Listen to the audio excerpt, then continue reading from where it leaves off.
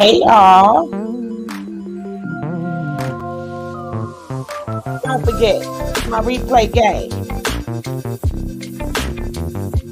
If you're watching the replay, skip past all of this and go straight to the show. Or sit back and enjoy the music till we start the show.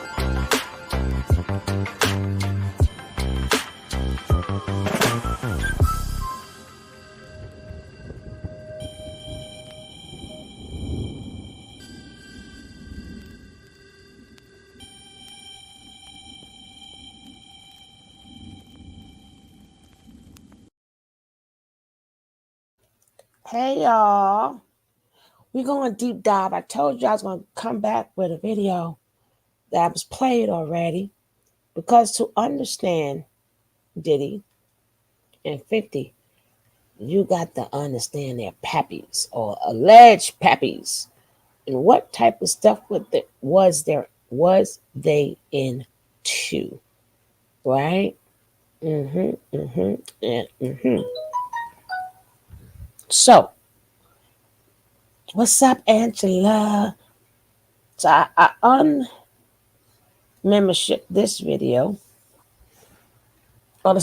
and I'm going to show you guys an older video. Then we're going to get into the other side, right? So first, we're going to start off with this one, right?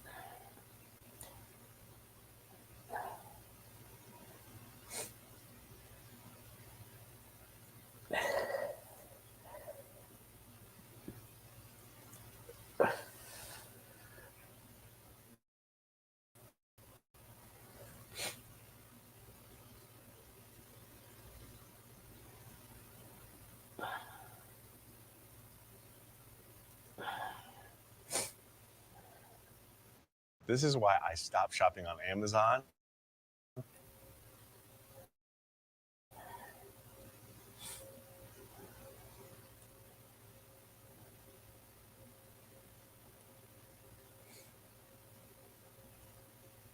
All right, let go.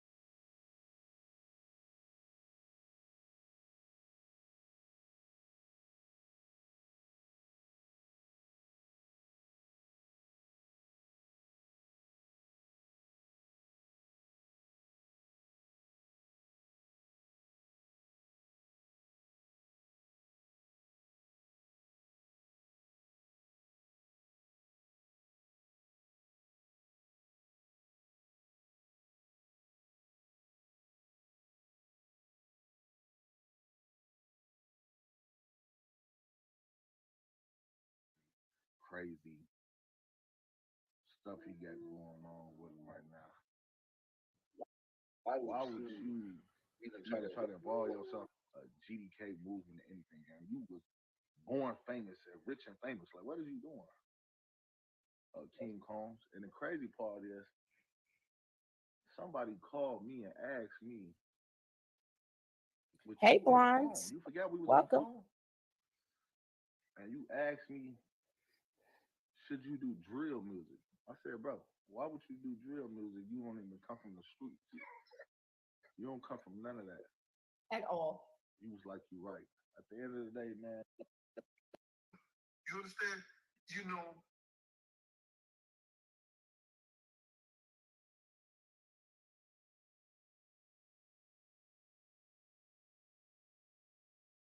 he didn't want it to come back to him in a way, you know, he hiring the people, he gonna put it all on her. Cause she knew what he liked. Cause she wasn't just hiring it for her. Don't get that effed up, Art. If you think that she was just hiring those male prostitutes for herself, man. I don't know why I find this guy so funny. Yeah. Okay, let's keep going. Sorry, y'all. My video is, it's horrible. Butt plugs. And that's the first time I ever seen some shit like that. And when I said, yo, man, what you getting this for? He said, you know, can I do my shopping by myself? And I said, yeah. And when I looked up there, it said bugs. I bust out laughing and went to the front door. So, you heard the rumors? Okay, so just to let you guys know, if you don't know who you're listening to, you are listening to the lovely sounds. There's more, but I just want to let y'all know. You're listening to the lovely sounds of Gene Dill. He actually has full interviews on the art of dialogue. Y'all should follow them. They're actually really good.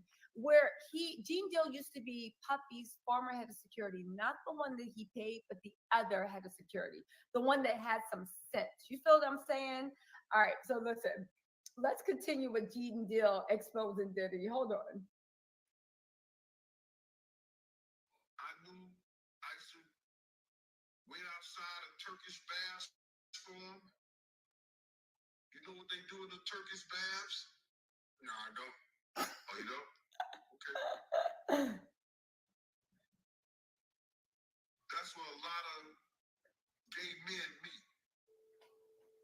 And they all take hot baths together.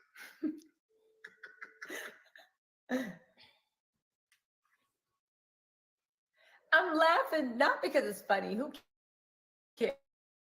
cares? Right? Like, baby, do you, as long as it's legal and the people are willing, do whatever you want in your life, right? But now I'm going to get to the hey Spice, hey love. I'm going to get to, I believe, the interview. But I want to come back to this because that is such a good thumbnail, right? It did too much. Did too much.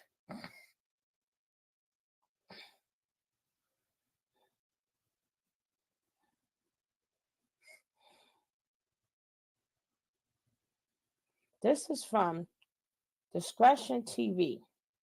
Discretion. These things were said already, but nobody paid it any mind. So why are people outraged now? Why are you so outraged now? These things, this is a lot of these videos are old videos that they thought it was okay. They thought it was okay.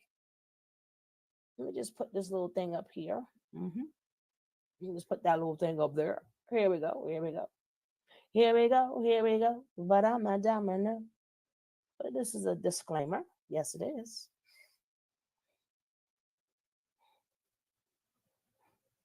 Now let's get back to this.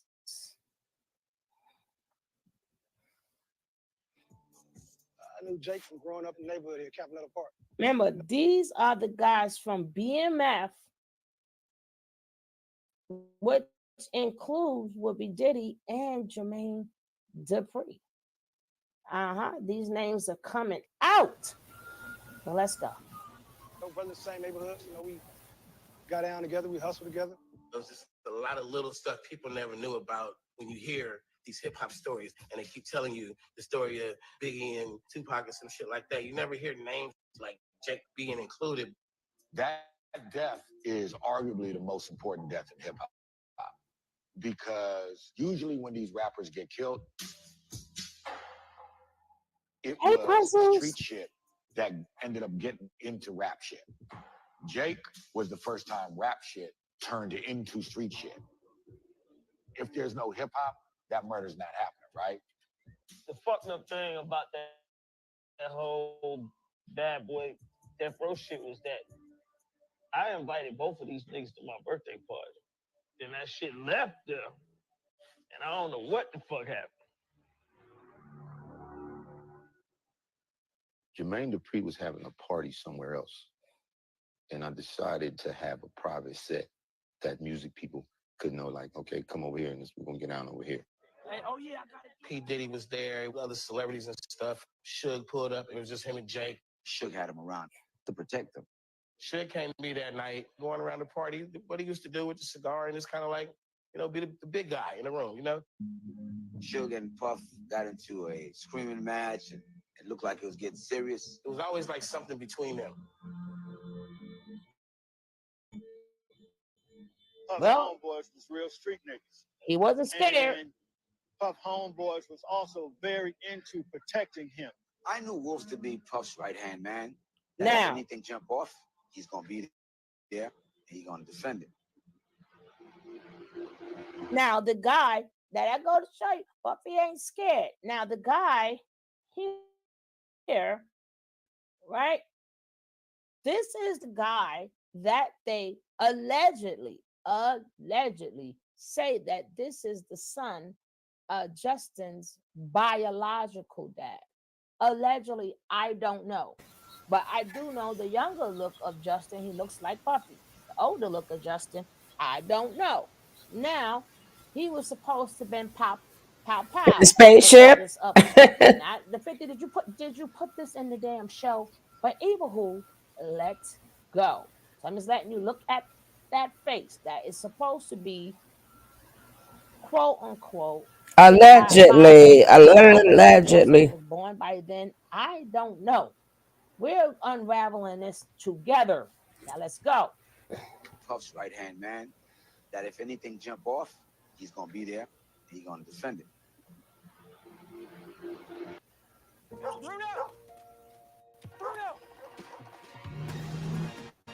You may go far.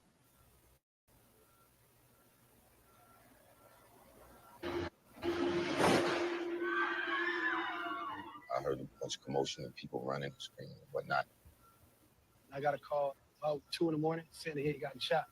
And, I need to get out there. By the time he did pass away, the word was going around in Atlanta that, he was an OG blood and that he was like real gangster like type motherfucker. After Jake got killed, Death Row already came in. Now Bad Boy, by them hiring Southside Crips, they were starting to bang too now. Now, 5 years, 6 years in the state. And I'm just gonna kick a little something. Everybody want to know why people bang, why people kill, why people do this, sell dope, and you can't just look at the individuals because you have to look at the environment that they sit in that creates these conditions for them to have to live and do the things that they do. And so we just kicking it like that. We ain't out here essing on our chest, but it's like everybody out here want to be a tough guy, killer, a gangster. You understand? But most of the killers and gangsters I know either got all day or dead. So everybody out here just living. So, we kicking from that perspective. It wasn't like no peer pressure thing, why I'm just jumping on the bandwagon. I'm going to do this because all the homeboys doing it. My thing is like, growing up in a certain neighborhood, you have altercations with people that grew up on another part of a certain neighborhood, and you grow up and it's affiliation through association. Hey, Sergeant. What's up, Mama? You know what I'm saying? My mama just happened to have her house on the side where the red team was at. So there it is right there. And in doing that, you growing up, doing everything out in the streets, from murder, money, violence, sex, and going out of town with doing your work and all of this. That's all been done. You know what I'm saying? It's 94. You got to have a new twist of things. I did a year juvenile, you know what I'm saying, 4.5 years in the state penitentiary. I done been to damn near all of them, Folsom, Quentin, Solid Jamestown, Solano, Baptist, on tour.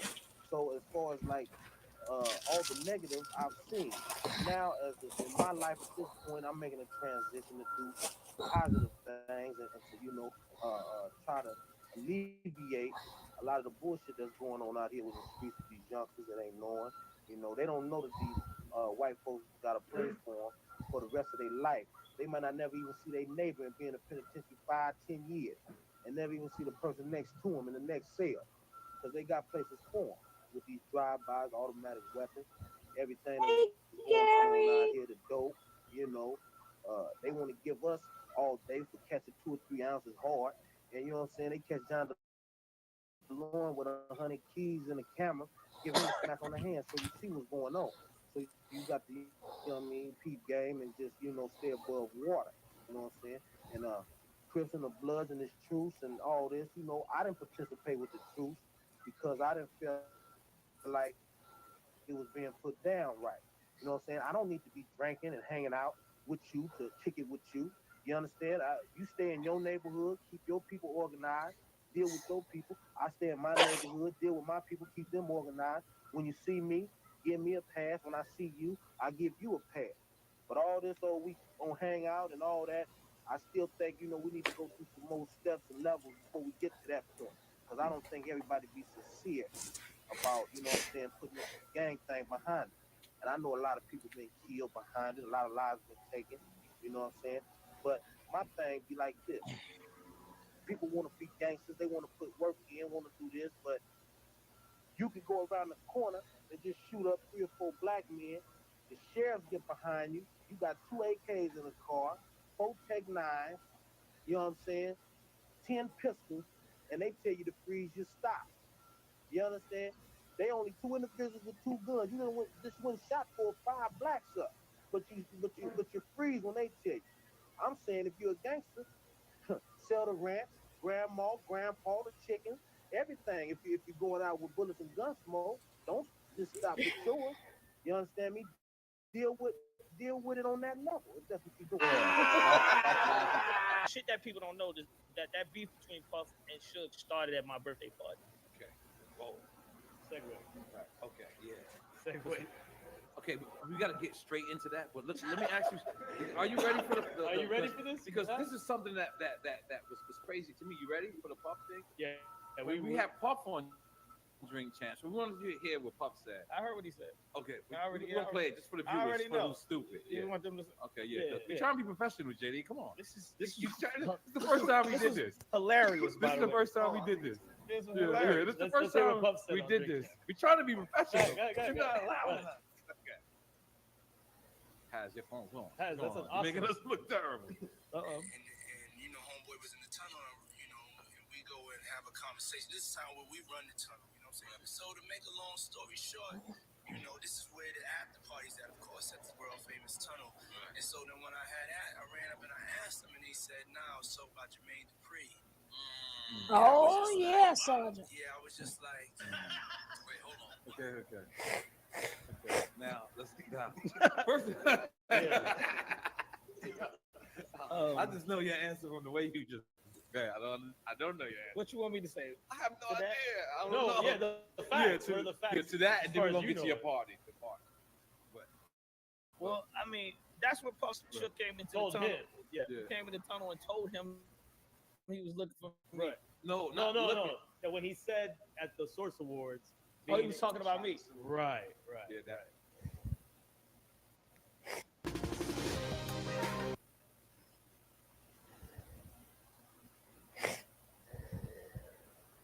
Everybody.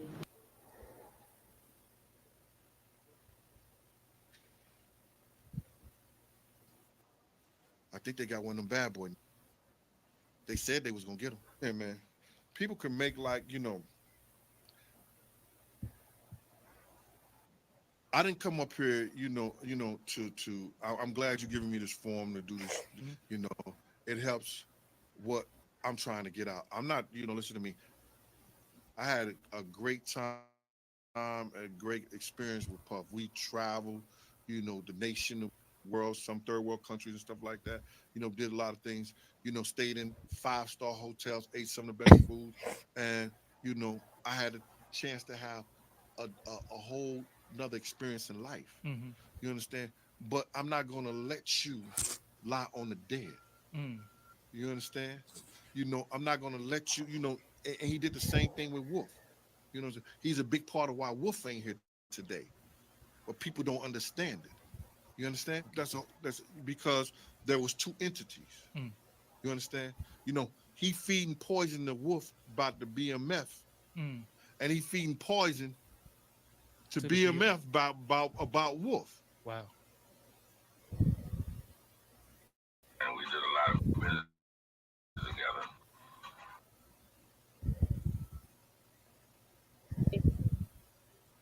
Oh man. Woo. Baby, are you ready? Are you ready? Ready? Are you ready? Are you ready? Ready? Just pop a lot, baby.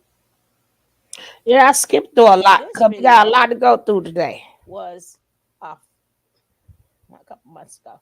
Let's go. We heard of Sean Combs. Now it's time to hear of Melvin Combs. Hey, Daddy. Let's go. Queens up, ball off the profit, not the re-up. We were good friends. We did a lot of uptown like I'm baby down from the bank. Me and Melvin Combs were good friends. We were good friends. Hey, Pinky. We did a Hey, lot baby. of business together. Of course, it was not a legal business, but we did a lot of business together. And I was sorry to see what happened to him. That shocked the hell out of me.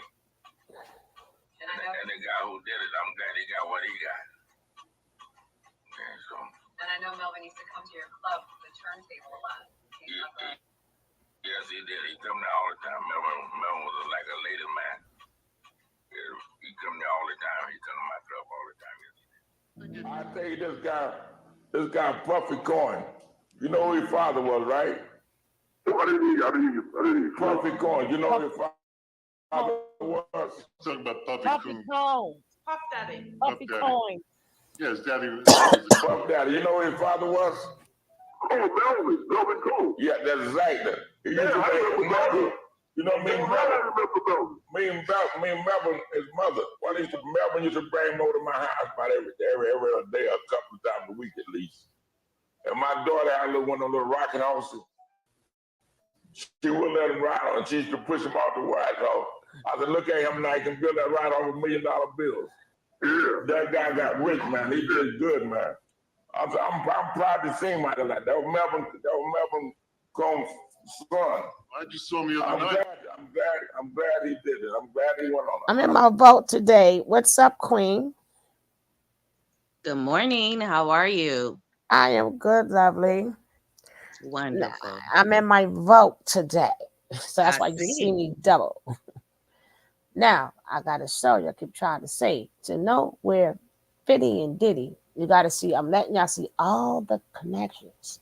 So not only am I taking you in my vote, I'm just taking you back in the vote, period, right? To see how Fiddy, Diddy, Supreme, and BMF are all connected. All of them been connected. I told you, from his daddy, from the daddies. This goes way back. This is still New York beef. This is still New York. Here you go, 2024, and we still beefing, right? Now remember, when I say Fiddy Daddy, it's alleged that's his bio dad. We don't know. But he still was the one who worked under him, trained him. So they will both still have the minds of their daddy. Right? And even though we're going to see his father passed away when he was young, it doesn't matter because his mama is there to drill it in him. Right? Or live the way he was living. Right. But he still got his daddy genes. And 50 was up under Supreme. And then what happened with him and Preem, which we're going to see, is he didn't know what that's his daddy or not. But I'll show you how he took daddy. So, and I never, my banner is on there, but my banner is not on here. My banner is on this video. If y'all want to hit the like. So we're going down memory lane. Why? So we can go forward tonight, right?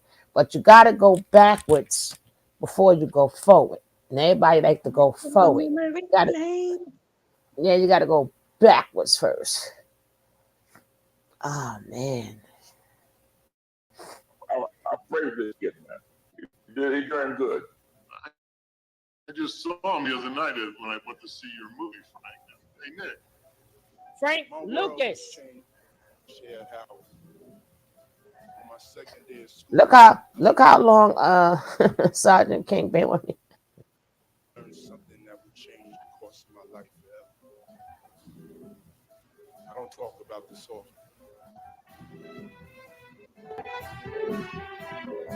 I was raised by a single mother in Harlem. My dad, Mr. Melvin Combs, died when I was 3 years old. My mother always told me that he died in a car accident. Something about that, it just didn't feel right. Something was in my soul. Yeah, we know that. That was telling me otherwise. So as soon as I got here, I went to the library. I did some research. I used the microfilm and found Hey, birthday girl, Miss Rod. the newspapers. When I typed in my father's name, the day he died. Lies. I read in the Amsterdam News that he had been murdered and a drug deal gone bad.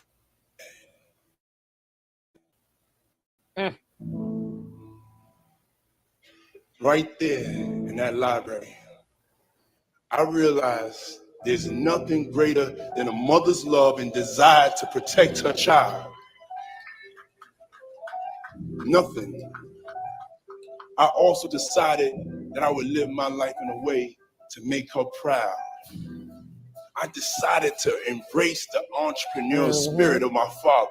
Yeah, you sure but in did. an honest way.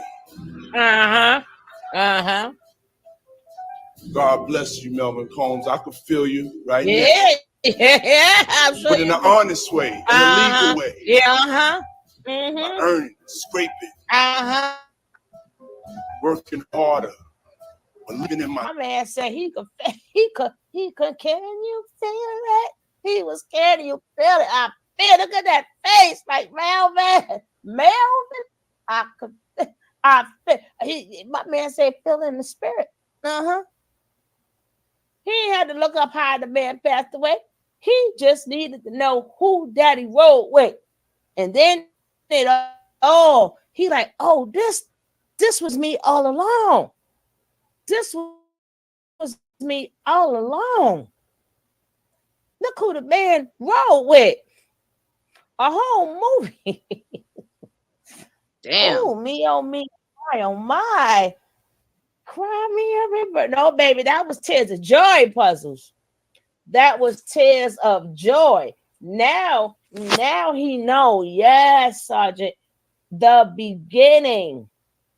That's why the Tears of Joy. Look at his face like, I'm going to finish this for you, Pops. Allegedly. That's why he had to keep saying it the right way and this way. So he didn't fully explain what his father was doing, but he knew more, right? He knew more. And man, oh man, oh man, is he his daddy's son or what? Is he Melvin Combs' son or what? Melvin Combs ain't got nothing on me.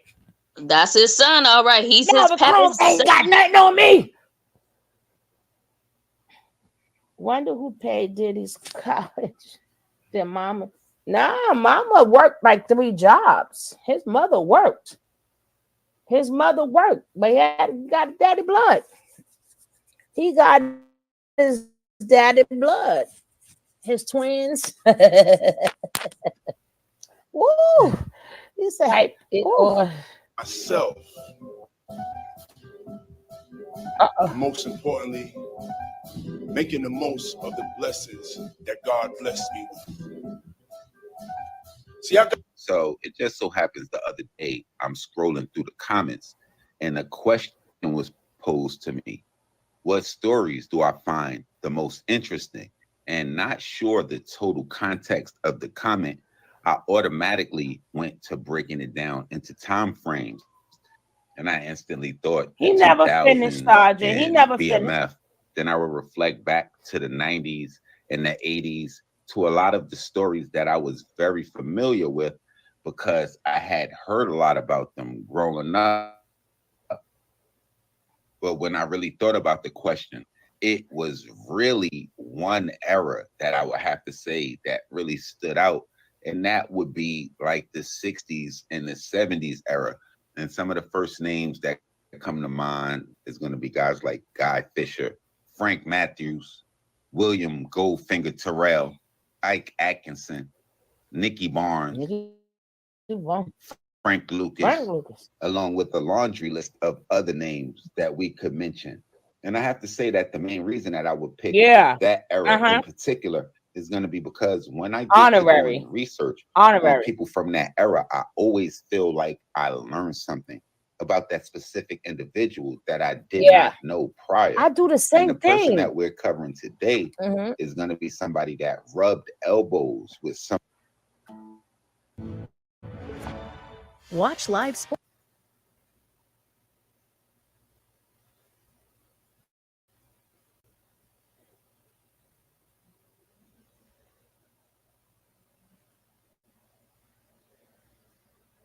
Diddy, Puff Daddy, or whatever you want to call him. We're going to be talking about his father, Melvin Combs.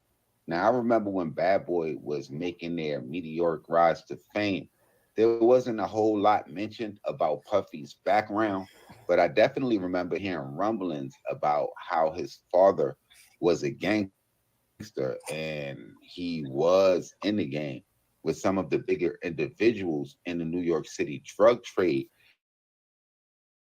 at that time. I remember hearing things like he got murdered somewhere near Central Park. And though it has been some years and it seems like things have been cleared up now, but they would also mention that he was murdered for being a confidential informant. Now, based on my research, Melvin Combs was born in New York City towards the end of the 1930s, which would have put him in his prime during the 1960s and the 1970s, when heroin would be the drug of choice and would have a stranglehold on the city. Now, Melvin Combs, who was known to Nicky Barnes, and looks like he was an associate of Frank Lucas. Now, not sure how close of an associate. I guess if you listen to Frank Lucas, with him saying he bought a young Puffy over his house and he would frequent his residence, you would assume that they were fairly close. And though Frank Lucas would say in the interview that the two had done a lot of illegal business in the past, but based on my research, I would have to say he was more closely associated with another large-scale drug trafficker from New York City at the time, a guy by the name of Willie J.C. Abrams. Willie, or Jesus Christ, as he went by, would be indicted towards the end of 1972 on charges that he possessed more than 18 pounds of heroin, as well as $70,000 on a day in December the previous year, a little more than a month before the death of Melvin Combs, with his indictment almost detailing that day, saying on the morning of December 15th, 1971, Willie Abrams, along with a female by the name of Margaret Logan, and a very important person in this story, a guy by the name of Walter Grant, would be observed entering the Bronx apartment of a guy by the name of Robert Hope. The indictment would detail that they would go into the apartment with empty bags and suitcases, pretty much, and they would come out with those bags and suitcases filled. Authorities would follow them, eventually arresting them, where they would be found in possession of heroin.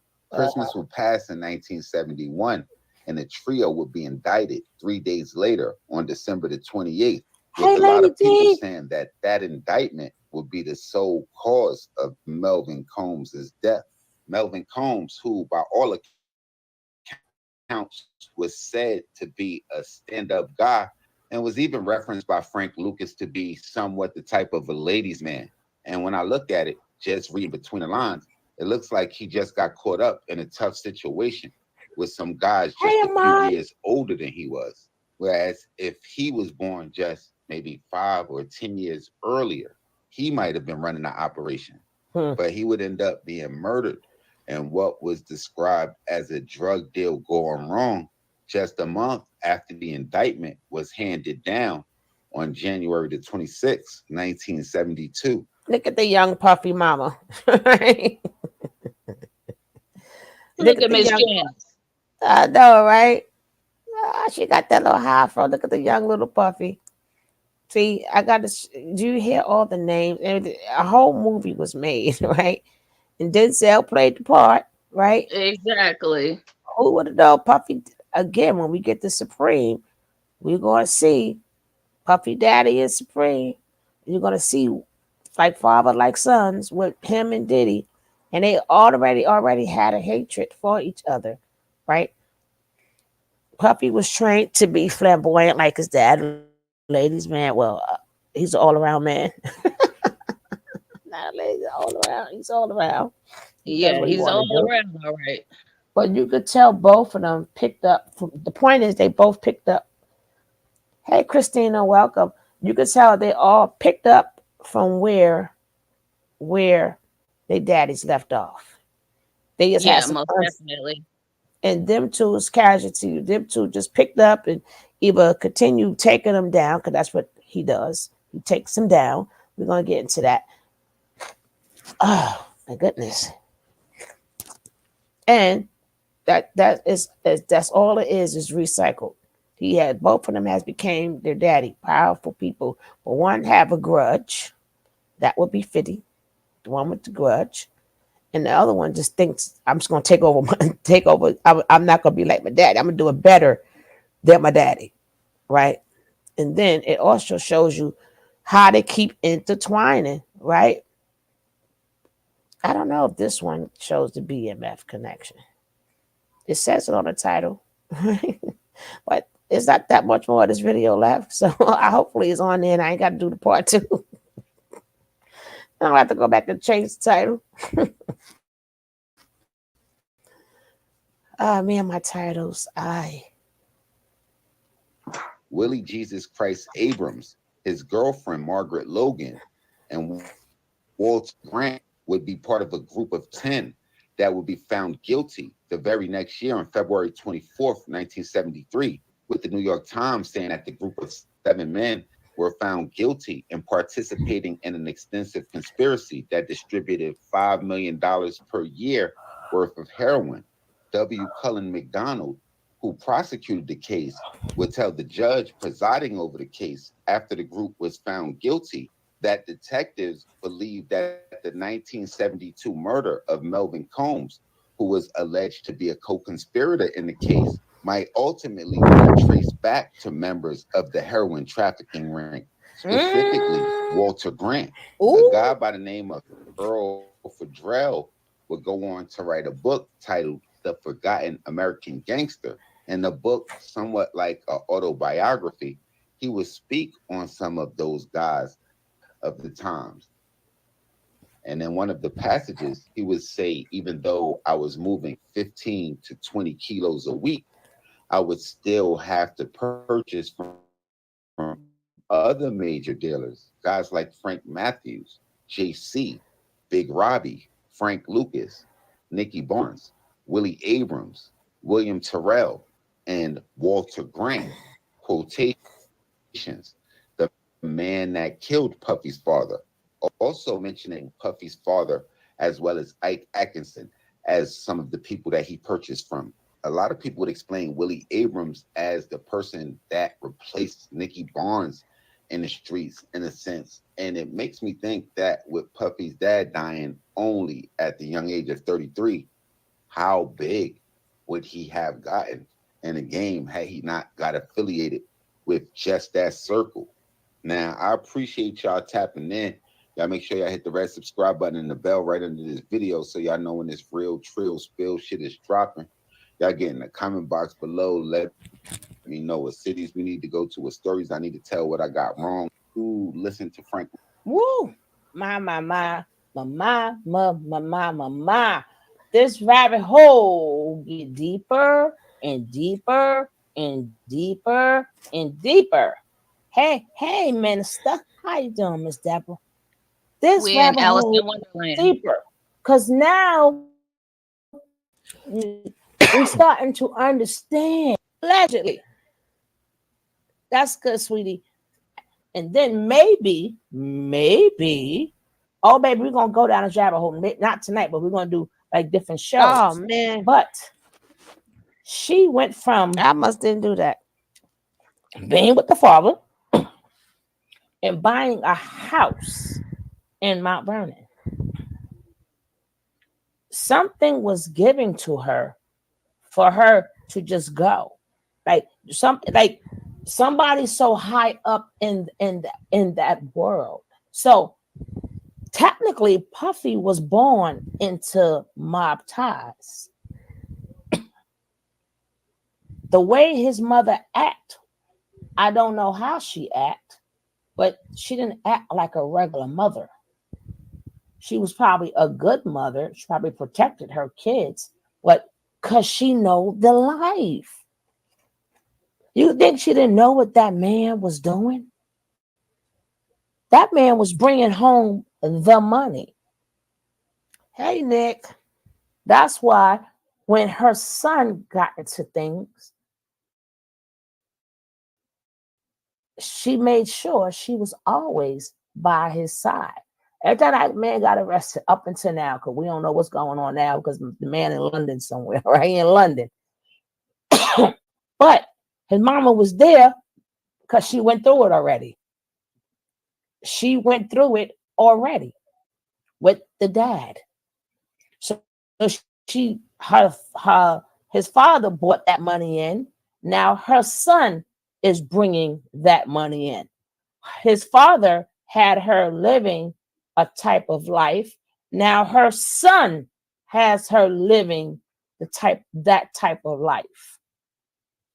So even though she struggled for a little bit, but she's seen when he became his dad.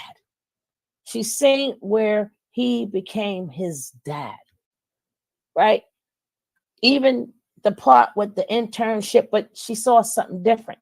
She knew the bloodline that boy came from. And if you look at Mama dressed to the T. Mama already had that lifestyle. Mama know what it is to go to these parties, to look hair done, nails done, everything done. Mama already know that. Right? So now her son is picking up the slack. So of course, that's her shining star. Like, man, I'm back to the life I used to have. He's providing me the same life his daddy did, but even more. Way more. It's like he picked up where his father left off. And even if you watched him tell the story, well, like he went to the college and, you know what? Let me look up my father's name. Get up out of here. And you expect for us to believe that. Let me look up and see who Melvin Combs is. Because my mama said it was an accident. But I'm gonna wait till I hit the college. Stop it, and stop it. Your mama got that house from somewhere. And maybe you have to work. So that money, you could say, hey, this money is coming from these jobs. So usually when you get that money, hey, Willow, usually when you get money, you got to show, like if you're buying something, where you got that money from. Maybe I don't know. Maybe that's where that money come from. I mean, them jobs come from. I don't know. But I do know she moved out of Harlem and moved to Mount Vernon. That's a lot of working. And who's babysitting, who's keeping him while she's working all these jobs. Then she had to have, if I'm not mistaken, he got a sister or a brother or whomever. But she knew exactly that son was going to become a better version of his father. And when he got in trouble, it wasn't no shock for her because she went through it with his father. She know how the game go. He was born into it. So even if you do not tell your child, they see how you live. They see how you like the nice stuff. They see how you finagle. So I'm at to change this thing, right? And then that's why he was, he didn't give 2 Fs. That's why he said, they said, yeah, they was arguing. So Puffy wasn't scared of us, a Sage, Suge at no point in time. Suge bought one person. Puffy, like, my tides, ninja, I come with a crew. And they even stated, if you go back and watch this video, when you watch the replay, they was in the street. Why Suge ain't hit him? What Puffy has that temper. Puffy is nothing soft about Puffy. Y'all can say what he may do soft things. He may got caught up in the entertainment world and do questionable things. But far as being a temper and fighting and going after people, that has always been said about Puffy. He is ambidextrous. He just don't hit women. He hit men too.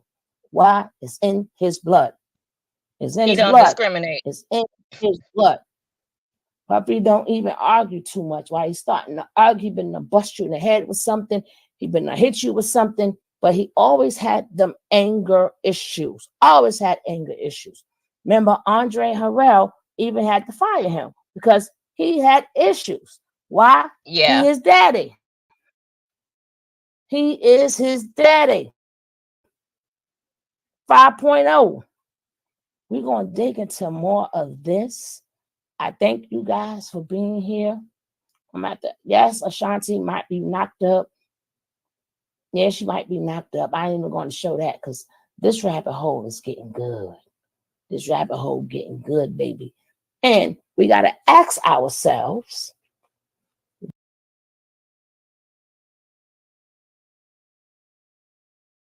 while I wind up for the next one, you got something to say, sis, or I get the next one ready? No, I'm taking it all in. I'm taking it all in. This is good. It's good to go back in history and know where his roots started from and to see how that actually prepared him into the person he is now. Mm-hmm.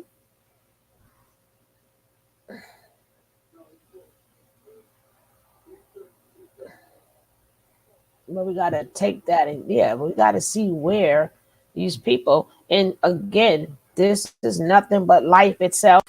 Anytime we could do that for others, we got to do that for ourselves. Most definitely. I've been doing it for years now, and it's a fascinating journey to see where my roots come from and all of that. I had to, because I knew from an early age that I was going to be the one. It's some crazy stuff goes on in my family bloodline, and I wasn't having it, especially because I was steeped in the middle, and I'm the firstborn from my father. So nah. But I'm a mute. What time you coming back? I'm not leaving. I said why I set up for not the next show, the next video. Oh, okay. Yeah. Because I tell you, we're going to get this done first. Right? I want to get this done out the way so then we can see all the connections. Now, we're going to get back to Diddy. We're going to get back to the BMF. But I want to do this. This was the rumors back in the day with Preem. And then we're going to get into the video about the Preem, the Supreme Team. Yes, we are. Right? Now, eyebrows look like 50. Jaws not look like 50. I don't know. I don't know. Well, let's hear this. Now we're gonna get into the Preem Team. Right? Yes, we are. Okay, let's go.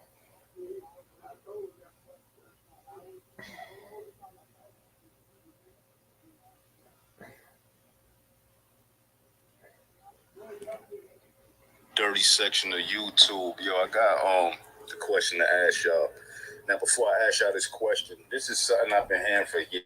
You know what I'm saying? I think somebody told me this actually. A source of mine that's a reliable source, an OG dude that I know from Queens. You know what I mean? He told me this in about 2016. Now, as years been going by, I've been hearing people say it also. I don't know if it's true, so I'm gonna say it's a rumor. I don't know if it's true. Now, check this. The reason I'm gonna report on this is because my viewers like me to talk about 50 Cent, Supreme, Black Just, and all that. I see they like it, so I'm gonna continue. I ain't gonna go too crazy, but I'm gonna keep giving y'all content like this.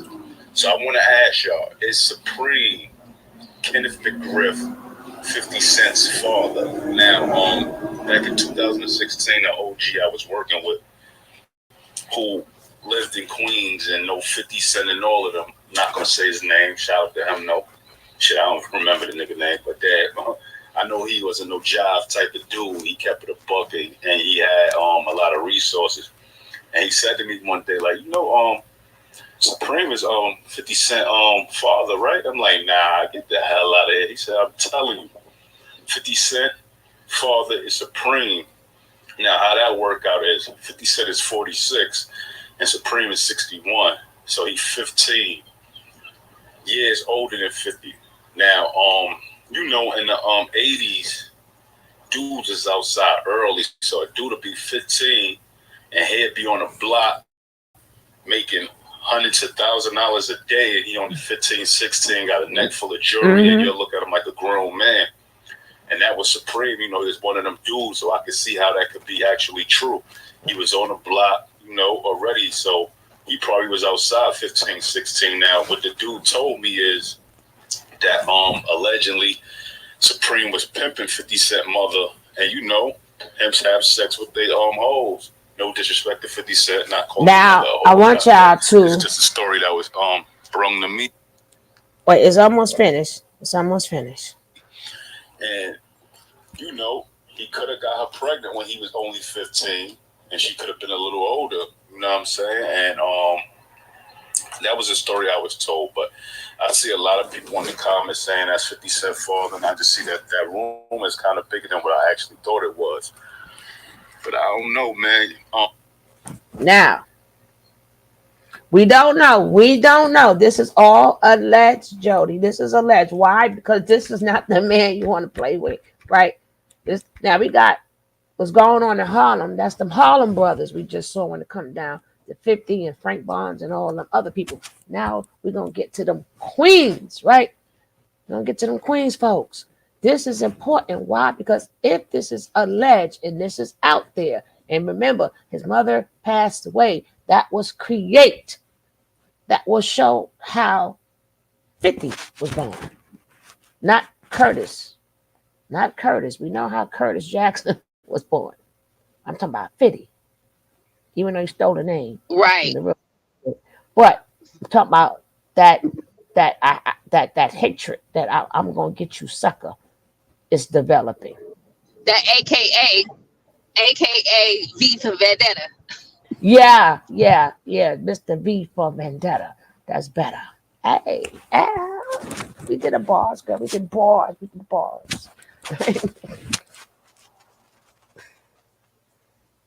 She said, never mind, hands went out the window. Right. So again, let me get into that. But again, even if it's true or not true, 50 still want to go work for homeboy. Do you understand what I'm saying? And as they say, why it had to be Fiddy, Diddy, and Fiddy. See how even the name's going, right? He went from 50 to Fiddy, right? He looked like Sage Night Uncle. You mean could be his dunkle? Could be his dunkle, man. Your uncle and your daddy and your Now, that will also show the making. Not only if they not only for Vendetta, but being under Supreme also will teach him power. What's the name of his movie? Power, right? Don't forget 50 and Diddy and them. That's Yes. on my other videos. I'll have to pull that out later. I'll look for them. Be it what movie? What movie is he? What's one of his shows? BMF. Hello, ain't that the guy I showed you guys when Exactly. Diddy was? I'm trying to tell you how this ish is always connected. That's why Murder Inc. had to go to because they was supreme lovers, right? Remember this that Queens ish. This that Queens ish. So Queens is technically going against Harlem, right? And this is happening before they are born. You have to understand these things.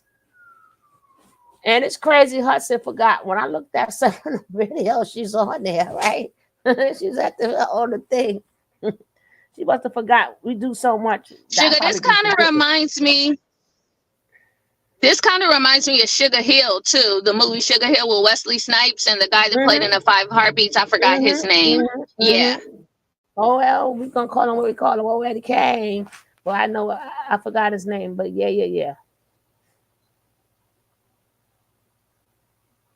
One went good. Our And yeah, Hoodlum with Lawrence Fishburne. yeah, but this, well, put like this. This will inspire those movies because this was here first. They daddies was here first. Exactly. Yes. This is pure history. Now I want to. While you talking, I'm looking for that because I don't want to. It's amazing that like we talked about yesterday and you brought up the bloodlines, how deep the bloodlines really actually go, and I would say yes, a lot of them are chosen for these roles. All right, let me get on Supreme. Oh, I didn't even put my little. Now I'm going into somebody else video. I might stop play. I don't know, but I'm going to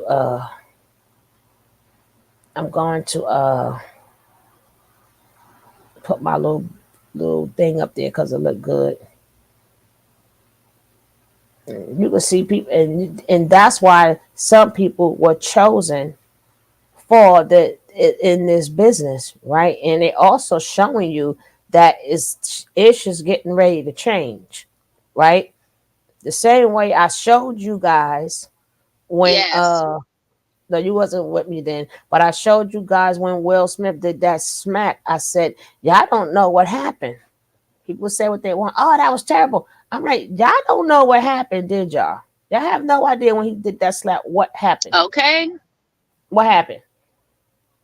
Let's see if you get it. And I got proof on it, but I don't know which channel is on that. No, What happened I'm was not sure Will Smith. if I'm all the way. If that wasn't Will Smith, that was Will Smith, but that wasn't Will Smith who smacked him. That was the Fresh Prince. People got to go back to Fresh Prince history, okay? Will Smith is the good guy. The Fresh Prince is not. That's why they covered up a lot of stuff Will Smith's Fresh Prince to have done so they could create Will Smith. And then right after that, what happened after that? He went right back So to the hip hop. duality of it. So what after So that? is it the duality of it, huh? Yes. So and then what happened? He went right back to Fresh Prince. Everybody was saying, "We missed the Fresh Prince. We missed the Fresh Prince." He brought him back. And then with the other guy, Chris, his tickets and stuff started selling again. It's a win for a win. The fair exchange, no robbery.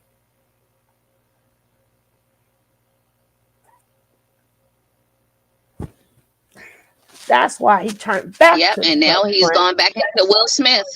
My man even contributed. And now he's gone back. Yep, to Will Smith. He even sat up there and did the 50th anniversary. Will Smith would never do the 50th anniversary, but the Fresh Prince would. The Will Smith ain't messing with LL Cool J because of what happened. And now all of a sudden, you got to go back to their beefs too. People forget Will had a lot of beef, and people forget Will Smith. He was the most person that was talked about on them tours. Or should he? He was the one talked about the most on them tours. He was the one doing all the fighting. He was the Fresh Prince was the one good with them hands. They almost threw him off the tour. Hello, we're gonna I'll show y'all that another time. I'll show y'all that another time. Or y'all could go. Matter of fact, I need to go check out this video. I don't know which channel it was on. Right, it's on this channel on Tony T. But I believe it's on my Tony T channel. When I said I take you down the rabbit hole, I take you down the rabbit hole. Right? Doesn't make it true, no, but it still brings up history that is good to know. Yeah, but if y'all look at the smack, he leaned into the smack. He leaned into the smack. Ain't those? No, that was saying. That was saying what the Fresh Prince is back, y'all. And when I did the video right after the slap, I said what was gonna happen. It's in the video. The video is a stamp and it's also proof. I said the Fresh Prince is back. And he done did the Fresh Prince tour for a little while. So now everybody, because the Fresh Prince, that charisma also that the Fresh Prince had, it took you off of what happened with the Will Smith. So everybody put that mic back in his hand and he went backwards. Him and everybody loved Jazzy Jeff. Now them two together, y'all don't see the plays being done right in our face. It's to the point that it's very predictable. It's very predictable.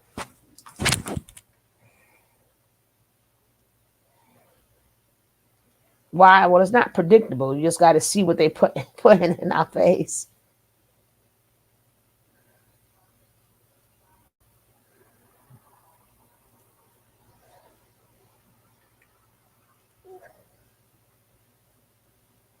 Okay. Just before we get to 50, we're going to learn a little bit more about the Mr. McGriff himself. Let's go. You got to know what type of man he was. He's still here. He locked up, right? What kind of man he was as in behavior.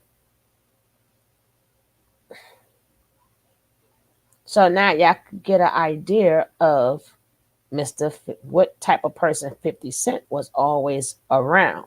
What did he pick up? What did he do? And we already know, according to a lot of his colors, he was in that masonry stuff, the sonic stuff too. But let's go. Allegedly responsible for ordering the shooting of rapper 50 Cent. The credit of this video goes to Certified Savages. Right? So let's go. They take the other route and join the local hustlers on the block, chasing a life in the fast. Kenneth McGriff is one of the most notorious kingpins in American history. McGriff, better known by his nickname, Supreme, was described by authorities as a remorseless drug lord with significant ties to hip-hop and Hollywood. Also had a long... Supreme is now most infamously known for being the person allegedly responsible for ordering the shooting of rapper 50 Cent. He also had a long and storied career as one of New York's most feared drug kingpins. Supreme would lead a violent drug crew known as the Supreme Team. The Supreme Team operated like a Fortune 500 company, working around the clock, serving customers 24 hours, like McDonald's. They would also patrol the projects in bulletproof vests and cars in order to make sure that business was running smoothly. And business was great. At their peak, the Supreme Team was pulling in the equivalent of $500,000 per day. They also believed in playing as hard as they worked. The Supreme Team wouldn't hesitate to stunt with their drug money. Everywhere they went, they were dressed in the nicest clothes, pushing the finest cars, and in the company of the baddest women. This luxurious lifestyle would influence an entire generation of New York rappers, from Nas to 50 Cent. To put it simply, the Supreme Team were juggernauts in the streets, and Supreme was their leader. So, let's get straight into the story of Kenneth Supreme. You hear that? From Nas to 50 Cent. Right? I tell you, that's that Queen stuff. Nas, you should have stuck with the Brooklynites. But everybody was down with Preem. Matter of fact, where do you think that the Supreme clothes they're wearing now come from? Hello, Supreme. That would be, that might be 50 Cent daddy, right? Damn. Good. That's by his son, Supreme. Hello. It's so I'll make some more of my. I mean, Supreme Junior, as they call him. He might be Junior. Oh, ah. Now let's get back. Let's get back. Junior. Junior.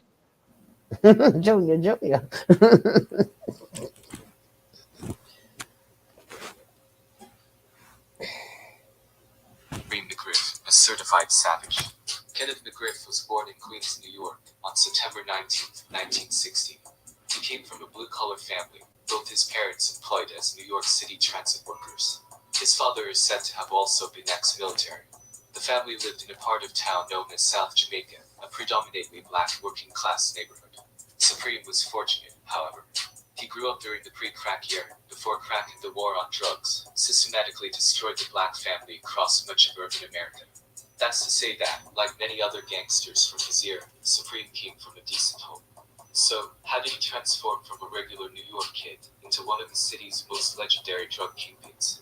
To answer that question, we need to skip forward to the 1970s, to Supreme's high school days.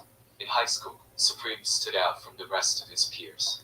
He was described as intelligent, a talented athlete, and good-looking. It was clear from young that he was special. But his teenagers were also pivotal moments in his life. On the one hand, it said that Supreme had plans to go to college, where he hoped to get an education and play college football. But on the other hand, he also had to deal with the temptations that came with growing up in South Jamaica at that time. He saw the hustlers in his neighborhood. They all had nice things, got the finest women, and were treated like royalty. Everyone wanted to be like them. So, Supreme had a choice to make. Should he try to go to college, get himself a good education, and hopefully lead a successful life that way? Or should he take the other route and join the local hustlers on the block, chasing a life in the fast lane? It wasn't a difficult choice. It was still the 1970s. Segregation had only Now, who ended in daddy came first? 1964, Puffy when Supreme Daddy. was only Who 4 came years old. first? Puffy. That's to say that racism Then was still rampant across America. In 1973, for example, there were riots across Queens after a white police officer named Thomas Shea gunned down a 10-year-old black boy named Clifford Glover as he was walking down the street with his stepfather. Having said that, the only real opportunities available to young black men at that time involved blue-collar or menial work. Supreme and his peers would have been well aware of this. They had grown up watching their parents break their backs in order to provide just the basics. However, the local hustlers were different. They didn't have to do all of that. They did what they wanted to, lived with their middle fingers to the system, and yet had all the nicest things. Seeing this, Supreme couldn't help but want their lifestyle. He then dropped out of high school and hit the block. This decision would not only change his life forever, but also the future of Queens and hip-hop. Oftentimes, people will say that criminals had no choice, that they were forced into the lifestyle. But Supreme, he turned to a life of crime not because he had to, but because he wanted more. In his early hustling days, Supreme was running with the 5%ers. The 5%ers, formerly known as the Nation of Gods and Earths, were born in 1964 as a splinter group from the Nation of Islam. They would sweep across the ghetto. I told y'all that them 5%ers, they play a lot in a lot, right? They play a lot in a lot, right? So, I stopped it to say something. I forgot. You got something to say so far, baby?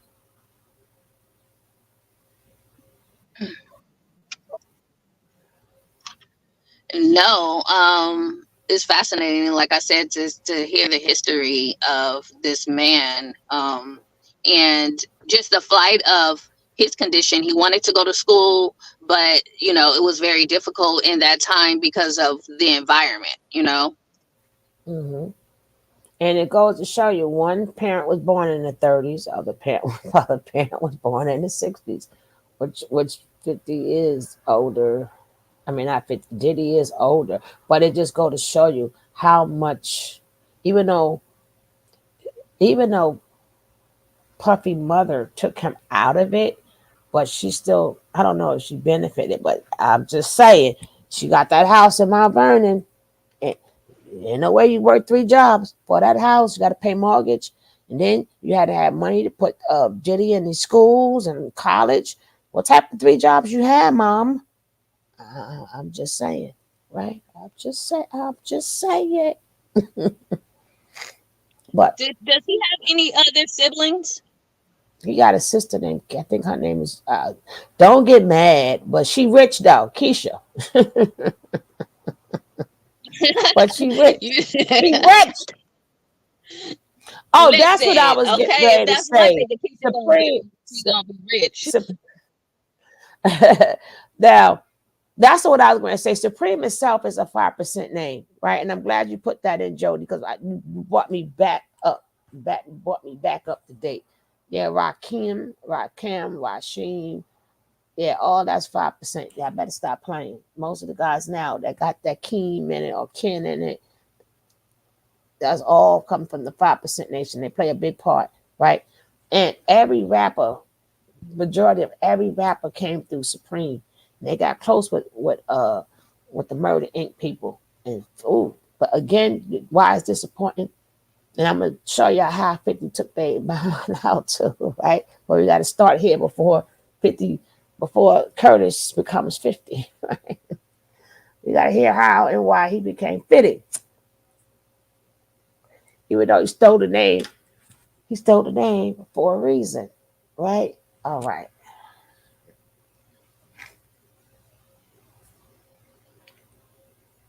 I'm trying to give y'all to keep the pictures up with the thing, but forgive me if some stuff is out of order.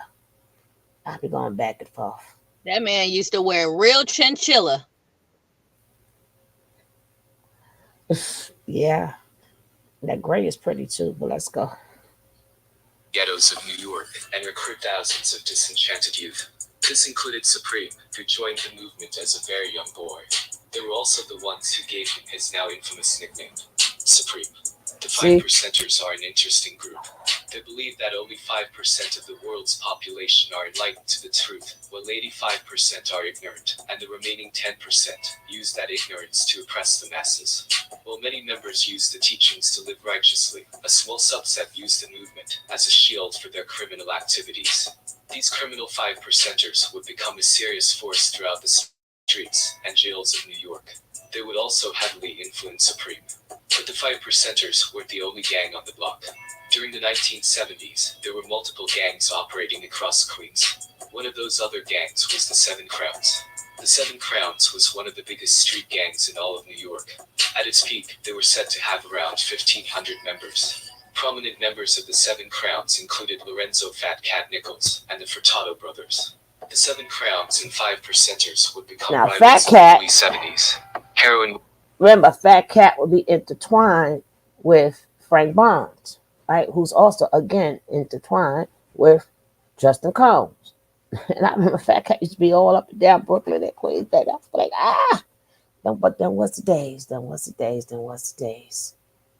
But it's crazy when you see them, and when you're young, you do not know what the heck is going on, right? But you know what's going on, but you don't know what's going on. Yeah, exactly. Because we're not Exactly. that. I'm not that young because when heroin and cocaine, no, when it switched over to crack. Well, I was older when it switched over to crack, but ooh. but want their life.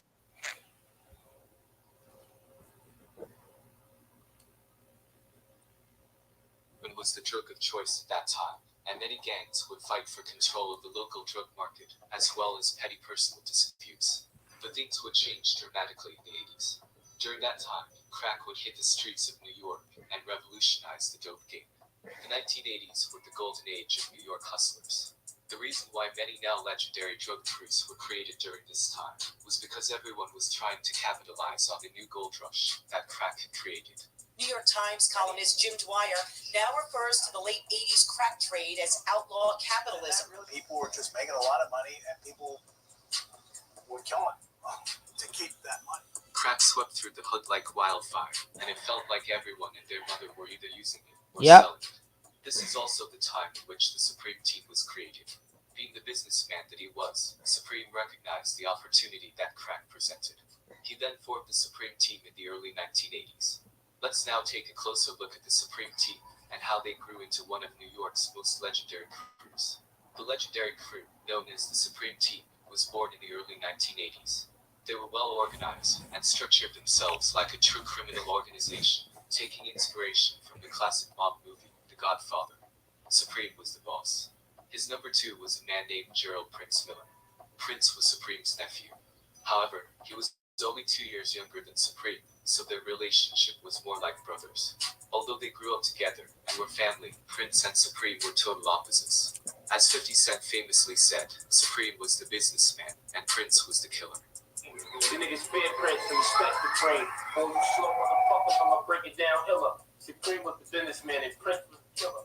Supreme was cold and calculating, focused only on getting to the money and only using violence when necessary. There's an infamous. Now that's the song where he sold all their asses out. That's the song that made 50 famous, right? A tattletale song, right? Yeah. So right then and there, we got once that's how he got on. People don't realize that he was already on before he went to Bad Boy or that's why 50 didn't want to touch it. And people don't understand why. Because he's doing it now, but that's what he was supposed to do before. People don't understand that, right? Same way he took down Supreme and them, he was supposed to take down Bad Boy. He supposed to have got up in there like he got on up in there with Supreme and them. And Puffy knew he had ties with the BMF, which everything, okay, he just went at it another way. Like Ninja, I'm supposed to be, I went to you first. So people thinking it was, hey, no, he supposed to took Puffy down back then. He was supposed to rise on up. He didn't mind being a bad boy and wearing shiny suits. But Puffy like, nah. So Puffy was smart at that time in his mind. He still didn't know 50 don't stop, right? 50 don't stop. Once that boy somebody gives you the green relentless. light, yeah, so it's a vendetta / not a vendetta because he's supposed to take him down, right? He did it already. And he was going to write some, but 50, again, Puffy seen it coming. He just didn't see it. He knew this was going to happen too. He's like, nah, he knew it was going to happen. He knew he was not above the law. That's why he had everything his mama taught him. Don't put nothing in your name, son. His mama taught him the game early. Again, too much power got to Puffy. And he had to be stopped by people that smart who wrote the game, right? He know how to play the game. A lot of people know how to play the game, but it's the people who write the game who wins all the time. Playing it and writing the book is two different things. You ain't gonna never go against the author. Right. Because certain things they may have left out, right? They wrote what they want to wrote. But he still knew enough to, just in case something go down, I'm going to make sure stuff is in my company's name. That's why people sued the companies also. Now, if the houses and stuff is in his kids' names, I don't know if you can sue the minor or not. I don't know. And now he's liquidating all of his funds. But again, as you see, you heard the little snippet from 50. And look at, and he even said who was the businessman, who was this motherfucker boy. So that's why he went to Bad Boys, to take them down. He wanted 50. I don't know if they put him on 50 or he wanted 50. Diddy. I don't know if they put 50 on Diddy and Diddy didn't go for it. So then he went to M, but he went to Puff Daddy for a reason. 50 music is not Bad Boys music. So we already know it would have been a whole different 50. So again, he's the cause of his own demise because he should have kept 50 close. Most definitely, he should have kept him close. Even And if he even knew, like he knew, he should have kept him close. and even when he was around him, 50 was calling him, get out my pockets and all this and all of that. And 50 made sure he reported every time. That's why he never went after 50, because he knows what's going down. He know what 50 is here to do. He knows, but it's nothing Diddy can do about it, because that's coming from their handlers, if you understand what I'm saying. Oh, most That's why definitely. That's why 50 kept telling every little thing. Well, he want to take me shopping. Well, he wanted to do this. Well, he wanted to do that. And Puppy like, yeah, I'm glad I didn't take this ninja on. And 50 like, nah, ninja, your ass is still, I'm still going to get you, right? I have a job to You're do, damn it. still going down. You're still going down. Take that. Take that. Yeah, and it's going to be me who rub it all up in your face. You should have let me take it down, because if he would have brought 50 in, he would have controlled the narrative, right? But just like Nature Boy, well, Nature Boy just like him, right? Just like people like that power get to them, and they forget they have puppets, right? Don't let your puppets, like that they would call the devil. Don't let the puppets make you think that you are the man. That's why all of y'all end up in trouble. Yeah, don't let the puppets fool you. Yes. And they all get taken down. They let the puppets fool them. Make them think they have this power, just like the cult leaders. They're the people the people who was under them give them that power. Same thing. They don't understand. They would be considered the puppet masters too, even though they are followers. But the followers is the one that is like a puppet master, because they're giving you the power. Like, well, you told me lay down, I lay down, just like the puppet masters tell them to lay down. So either way, you're feeding them power. If you're the puppet master, you're feeding them power. Even if you're following them and doing whatever they say, you're giving them power. Also, it doesn't matter which way they get it. They're still getting fed it. People don't care how they eat. They just want to eat. They're hungry. And the followers feed them and the puppet masters feed them. And they get life twisted. And they start thinking, I got the followers, I done done this, I done done that. The people still love me. And then your puppet handler is like, yeah, I got you, I got you, I got you, I got you. So then you become to think that you is above the handler. And that's when the handler will like, or when they get tired of you, this is what we're going through. All right, let's get into some more. A story that illustrates this point. The story goes that one day, Supreme was passing through the Baseley projects when he saw a couple dozen people surrounding a group of cops. The police were in the wrong place at the wrong time, and now found themselves being pressed by the locals. The locals were yelling at the cops and throwing garbage and glass bottles at them.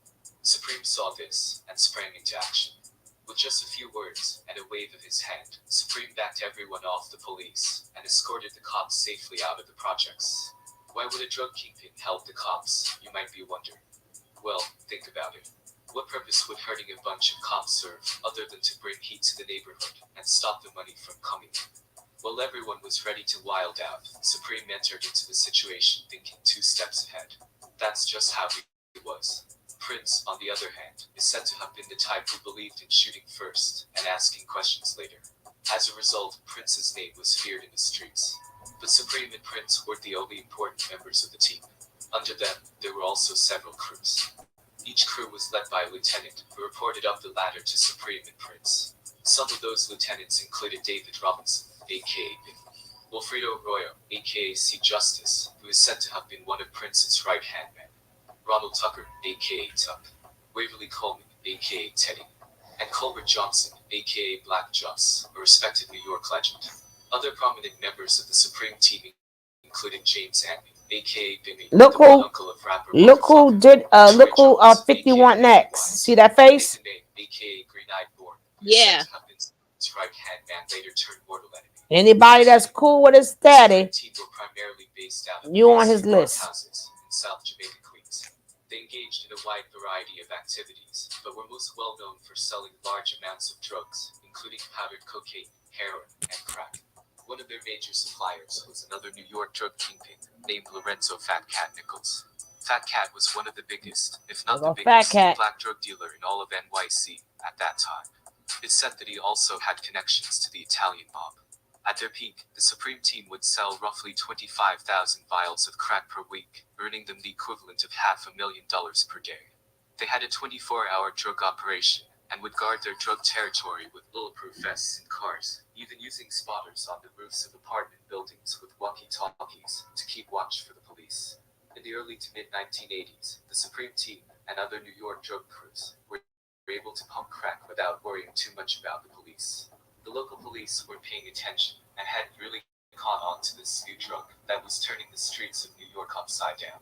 But this would all change beginning in 1985. By the mid-1980s, the Supreme Team's name was ringing bells in the streets. They were basically printing money, making millions of dollars per year, pumping crack. And they weren't hiding that fact. Like many of the other legendary New York drug crews of their time, the Supreme Team was flashy and would stunt with their drug money. Everyone knew their names, and their parties would later become legendary. However, word eventually got back to the police about this flashy new drug crew. By September of 1985, the police had the Supreme Team under surveillance and had their phones tapped. Police had heard a situation had been brewing, a situation directly involving Supreme. It's said that one of Supreme's stash houses, located down the street from the Basley projects, had been robbed for approximately $80,000 and a bunch of drugs. Supreme reacted by putting word out on the street. He wanted his money and drugs back, or else. The wrong person heard this and then told police, who proceeded to monitor Supreme. The police then raided multiple Supreme Team stashed houses on September 10, 1985. Inside of one of the stashed houses, they found Supreme and his wife flushing cocaine down the toilets and sinks. Police would also find 8 kilograms of heroin and cocaine, glass vials, scales, cash, and guns. Supreme was then arrested and charged with drug and weapon offenses. He would ultimately be sentenced to 9 years to life. That may sound like a lot, but at the time, it was considered a very lenient sentence. This is because, at that time, the state of New York had one of the harshest anti-drug laws in all of America. The Rockefeller drug laws were operating in New York, and if you were caught selling 2 or more ounces of hard drugs, you would be sentenced to a mandatory minimum of 15 years in prison. Now facing a long bid, Supreme handed control of the team over to Prince. Prince had himself only recently been released from jail on burglary charges the year prior, in 1984. But Supreme would eventually have his conviction overturned on appeal, due to a technicality, and would be released after serving less than a total of 2 years. However, for the time being, Prince was now the acting boss of the Supreme Team. Supreme would be released in August 1987. It said that when he came home, each member of the Supreme Team had a welcome home package for him, consisting of thousands of dollars. It said that Supreme then held a meeting in the Basley projects, where he was brought up to speed on the team's drug operations, before he then stepped up and gave a speech communicating his vision for the future. The year 1987 would mark the height of the Supreme Team. They were reportedly pumping 25,000 vials of crack a week, making the equivalent of $500,000 per day. Supreme was living out his wildest dreams. They had all the money, women, and cars. Their name was ringing bells across the country. And they threw some of the wildest parties, even hiring rappers, such as Run DMC, LL Cool J, and the BC Boys, to perform on stage. The Supreme Team would also host... Did y'all hear that? I tell y'all this runs deep. Yes, LL. Because they were artists. They were artists, and you got to remember the difference. See, every generation, doesn't matter where you are. What's up, Captain?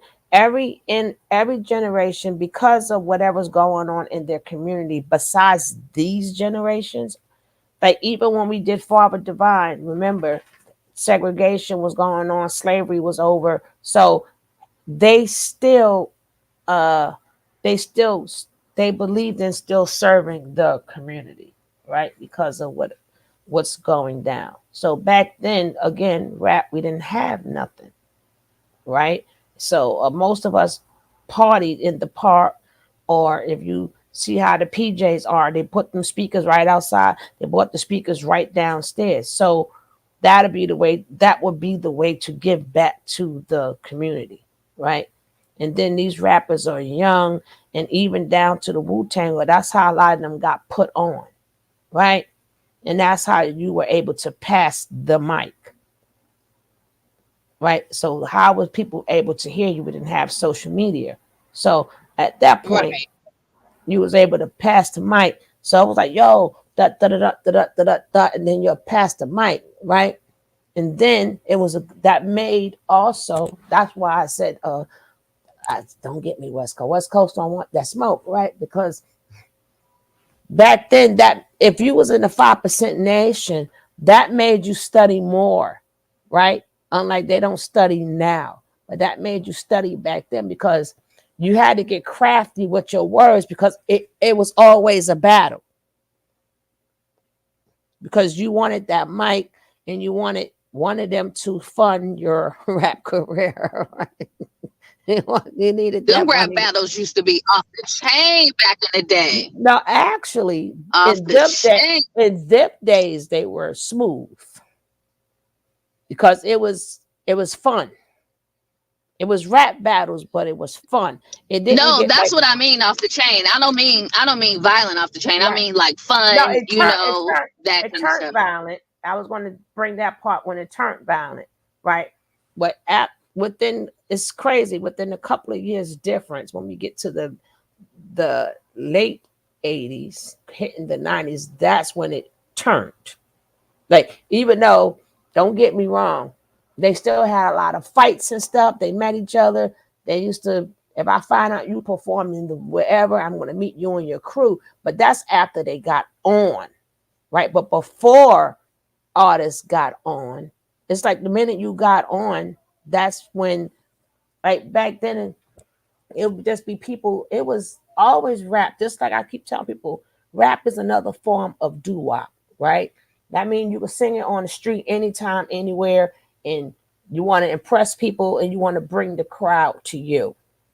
You want people to circle around you, but you can just do it on any corner in the building, in school, unlike they don't do these things now. The fun is all out of it. But you still had to study because it's still a battle at the same time.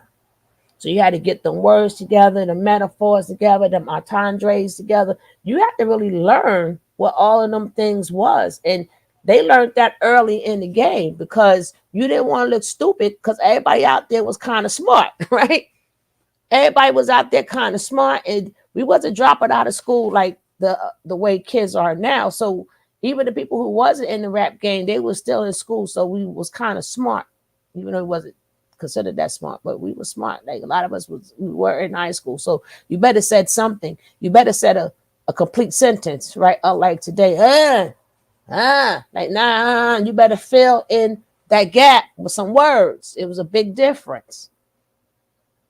So that's where a lot of them artists came in. Yo, I pay you, whatever, whatever. That was where quote unquote giving back to the community. But also, even though they're giving back to the community, that was the way of also showing power.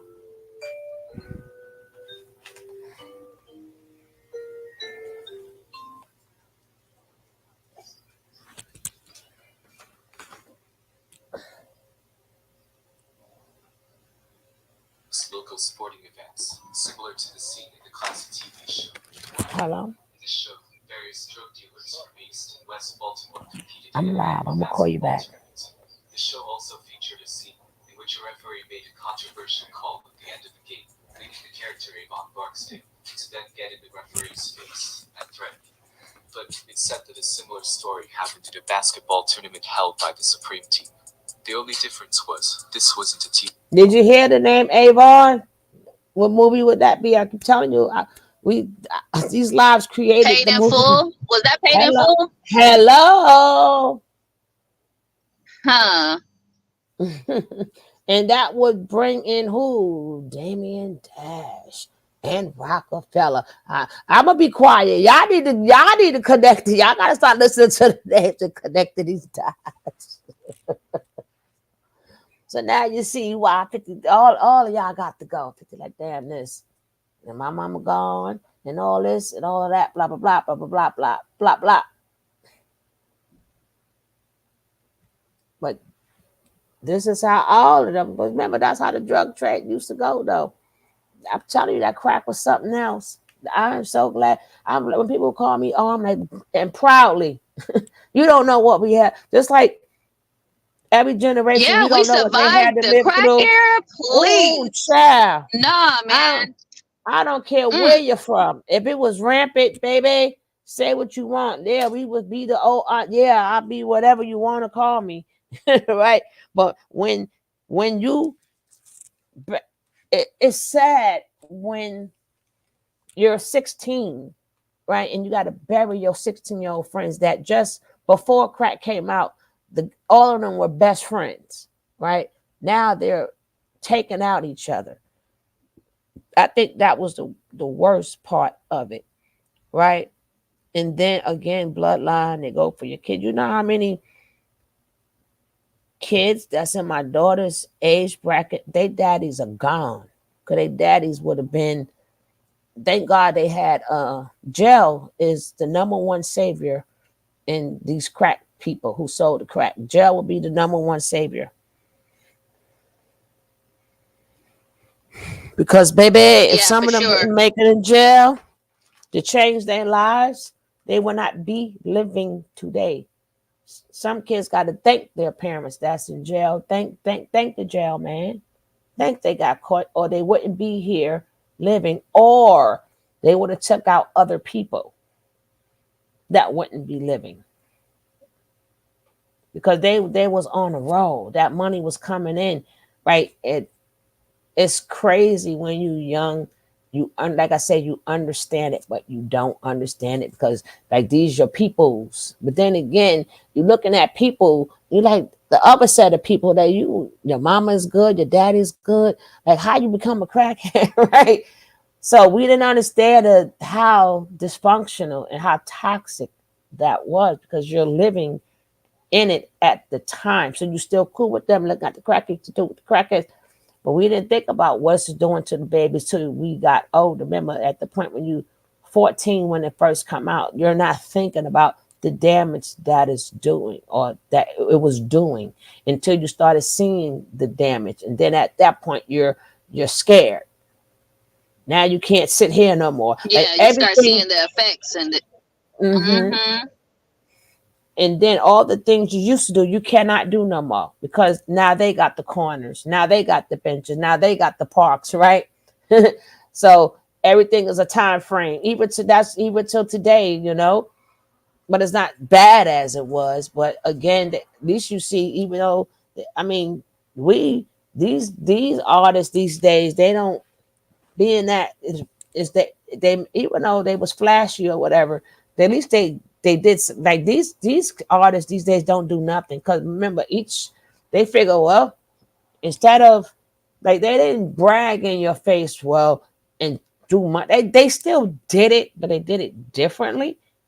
They did it as in join us or they did it at no I'm looking good but it wasn't like get your roll up. Like they probably did that amongst each other but they didn't do that like to the regular folks unless you ask for it. Now these days they throw it in your face. It's all in the videos. Like you didn't even see that in the videos back It's in the all day. over the place these days. Mm-hmm. Mm-hmm. I mean, they want to turn it into this color, that color, glow in the dark. You go in the place and everything's lit up on the table. Mm-hmm. Mm-hmm. So let's get back into this. This is not that long. TV show. It was real life. The story goes that, in August 1987, Supreme was holding his annual basketball tournament at Basin Pond Park. Teams were competing for $50,000 in prize money.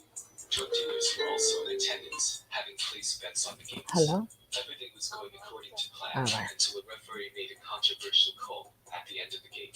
The 7th November, Now you know where that basketball scene coming at.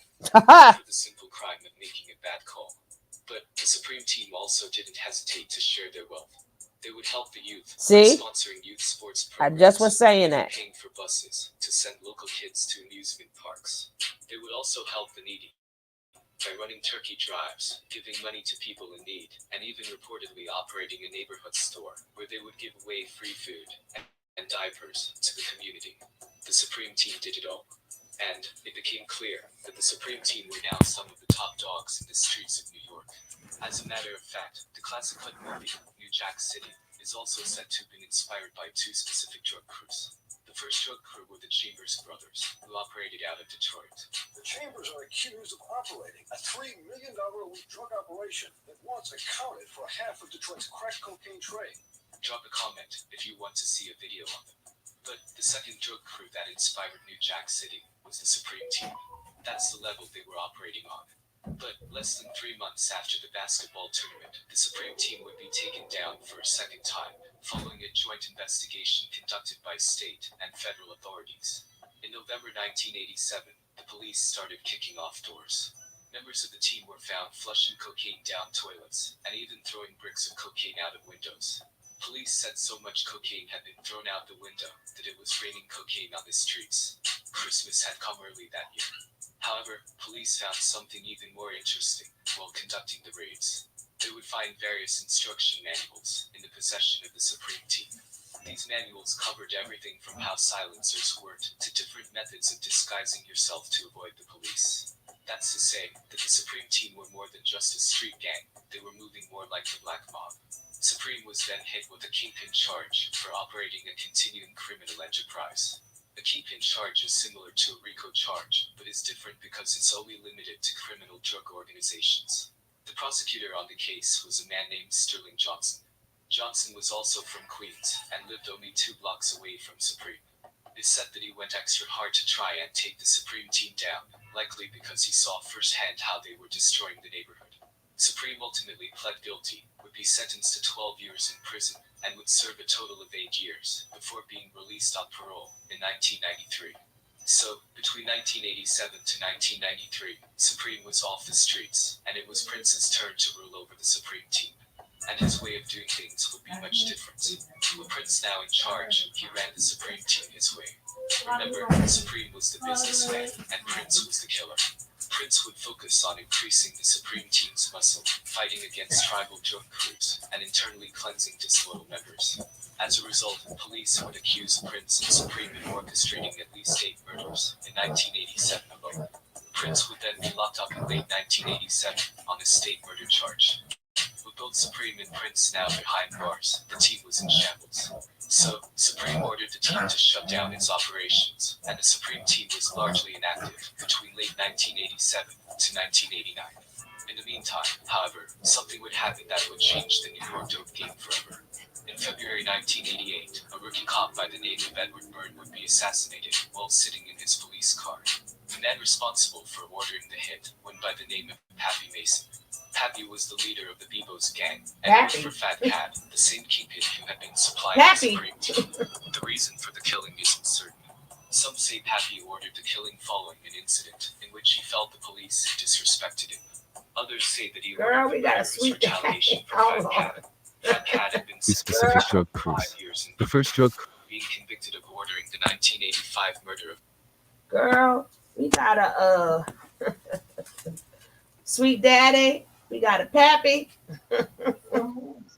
You say Pappy? Is it Pappy Face or Happy Face? No, Pappy. Happy or Pappy? Pappy. Oh Lord. Hey, like hey, you is the Pappy. Yeah. We got a Pappy. We got Sweet Daddy, we got the Sweets, we got the Pappy. No, them names was too cool. See, they gotta get some names like that. Bring them names back. That mean you that mean you got like, hey Daddy, what's up, Pappy? Pappy. Now let's go. All right, guys, we almost finished with this one. the probation officer after the PO reported Fat Cat for a probation violation. Yes, I have. Regardless of its reasons, Pappy Mason single-handedly changed the future of the New York drug game. Rookie police officer Edward Byrne was actually hit 5 times in the head, executed by a squad of thugs acting on orders from jailed crack enforcer Howard Pappy Mason. Mason wanted to show police and the community who was really ruling the streets. It was unprecedented practically that people would go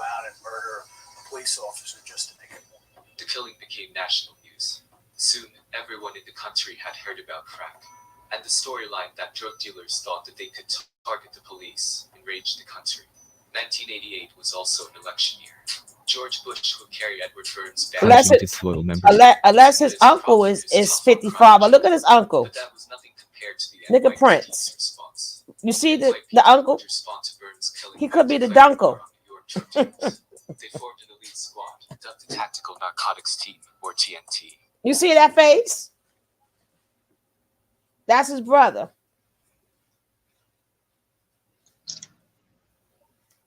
He could be the dunkle.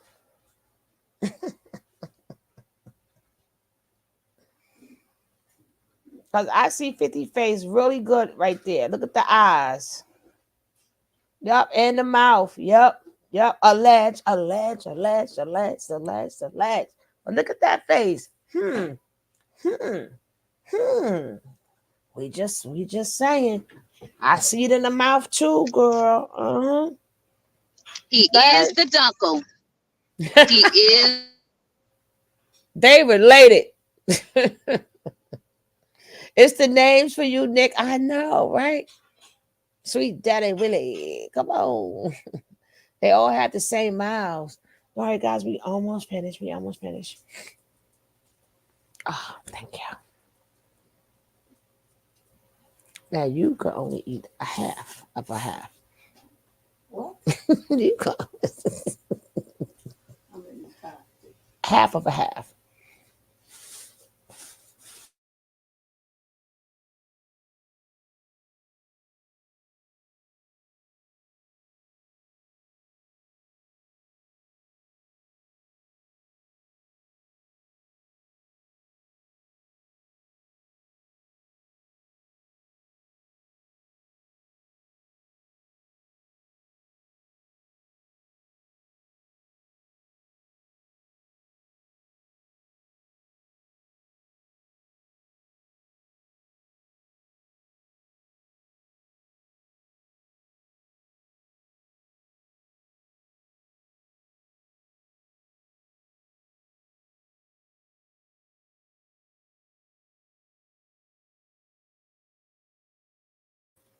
All right, let's go. The TNT squad had over 120 members and tens of millions of dollars in funding. They would then launch a total crackdown on the streets, making over 3,300 arrests in less than a year. In an instant, New York drug dealers had become public enemy number one, and police were doing everything they could to make their lives a complete hell. Prince would ultimately beat the case after an eyewitness changed their story. Prosecutors accused him of sending someone to intimidate that witness, but they couldn't prove it and therefore had to let him go. Fresh out of jail, Prince decided it was time to start the team back up. With Prince as the new number one, he appointed a man named Wilfredo Royo, aka C. Justice, as his second in command. Under Prince, the Supreme Team would start getting work from the Colombians, but things weren't the same. The team was making only a small fraction of what it used to. They went from making over 200,000 a day to now only around 10,000. Whether it was because of a lack of money or because Prince was a savage, the Supreme Team eventually started robbing connects. In July 1989, members of the Supreme Team were accused of robbing and brutally murdering 4 Colombians that they had lured to the Baseley projects under the pretense of a drug deal. The very next month, in August 1989, they did the same thing. They lured another 2 Colombians to the Baseley projects before duct taping their hands, tying plastic bags over their heads, I was just and joking. using baseball bats to beat them to death as the Colombians were suffocating. Shortly afterwards, in 1990, Prince and 18 other members of the Supreme Team would be taken down. Prince would be indicted for 4 murders, as well as various robbery and kidnapping charges in connection with the earlier robberies of the Colombians. These were all Look what we see here. Prince would beat the case Mr. Gotti. illegal wiretaps. However, this must have really angered the state authorities, as they then called in the feds to re-prosecute the exact same case, using the exact same wiretap evidence that was previously declared illegal. As a general rule of thumb, if you're indicted by the feds, just know you're going to jail. This is because the feds have a 98% conviction rate. Despite using evidence previously declared illegal, the feds were successful, and Prince was convicted under RICO and drug charges and sentenced to 6 life sentences, plus an additional 20 years. Damn. However, he was acquitted of the murder charges. So, by 1993, Prince's run in the streets was officially over. However, in February of 1993, Supreme would be released on parole after serving nearly 8 years on that kingpin charge. But while he was in prison, Supreme had done a lot of thinking. Over 100 members of the Supreme team had been arrested and sent to jail at that point. Sitting alone in that cold jail cell, Supreme realized that the drug game was a dead end. He then had a vision of something different. He wanted to go legend. Like many prisoners, Supreme spent much of his time in prison reading books, especially books by Donald Goines. He dreamed of getting out and getting into the entertainment industry, where he hoped to make movie adaptations of those Donald Goines books. However, there was an even bigger opportunity in the entertainment industry at that time, an opportunity perfectly suited for someone like Supreme, a respected kingpin from Queens. That opportunity was hip-hop. The 90s are often said to have been the golden age of hip-hop, and New York was considered the epicenter. Queens had also been a dominating force, as many rappers, including LL Cool J and Run DMC, would come out of the neighborhood. These Queens rappers were also well aware of who Supreme was, because, as previously mentioned, he had hired many of them to perform at Supreme team parties. Hip-hop would allow Supreme to go legend, and potentially make even more money than he ever did on the streets. So, shortly after being released from prison in 1993, Supreme would hook up with a young DJ, known as DJ Irv. Supreme was a washed-up drug kingpin, looking for a way into the entertainment industry. DJ Irv, on the other hand, wanted the street credibility that would come with associating with one of New York's most notorious drug dealers. With Supreme behind him, DJ Irv then formed the record label, Murder Inc. He would also rebrand himself, now calling himself Irv Gotti. Murder Inc. would slowly become the powerhouse of New York hip-hop, later adding acts such as Ja Rule and Ashanti. Supreme had also started bringing his movie visions to life. He had started making soundtracks based on Donald Goines' books, and would also make a movie adaptation of the book, Crime Partners. It is said that Supreme funded the movie through a combination of drug money, as well as legal money that he got from Irv Gotti. Crime Partners would feature rappers Snoop Dogg and Ice-T, and go on to make around $4 million. All right, guys. And some of its most When we come back, we're gonna go over this. Stop playing. Stay out of the streets, and it's said that he was secretly moving drugs in New York and Baltimore while working with Murder Inc. This would eventually lead to major problems for both Supreme and Irv Gotti. But first, Supreme would have to deal with a different problem, a problem named E-Money Bags. Eric Smith, aka E-Money Bags, was an infamous gangster turned rapper. We got money bags. You notice that everybody who deal with 50 Cent, the feds is always the feds are always coming. Oh man. If y'all liking the show, press or put a 1 in there. Put a 1 in there. If y'all liking the show, put a 1 in there. Irv Gotti, you hear what happened? Here come the feds, right? Murder Inc. went down. Here come the feds. Everybody. Go ahead, sis. Here come the feds. Here come the feds. Here come the feds. Hey, here come the feds. I said, here come the feds. Here come the feds. Here come the feds. Here come the feds. But of course, we're gonna finish this later, right? Because I can't give you all the sweet stuff right now, right? I want to go back to the picture, but hopefully they'll do that. But we're going to end this like right now because, baby, we got some things to do.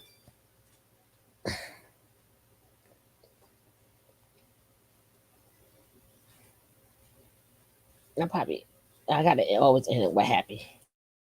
So I want y'all to be happy. And y'all know it's the ending. Let's go.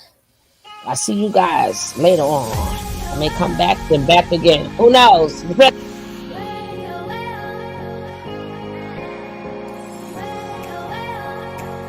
straight and use the peace and blessings.